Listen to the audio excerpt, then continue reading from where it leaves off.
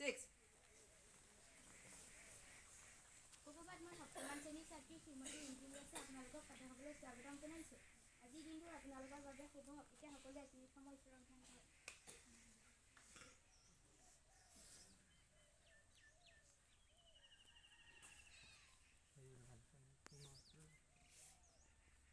প্ৰাৰ্থনা আৰম্ভ কৰিছোঁ। তুমি চিত্তবৃত্তি মূৰ পৰ্বতক নাৰায়ণ, তুমি নাথ ময়ূনাথ বন্ত চৰণাত চৈত ছায়া দিয়া দূৰা কৰা মায়া, কৰা দয়া প্ৰভু ভগৱন্ত, তুমি মোৰ অন্তৰ্যামী, স্বৰূপিতে হলো আমি, জানি কিবা কৰা কি শেষ, তাতে দিনে তুলি ললো, যিমতে সেৱা ললো, দিয়া মোক সেৱা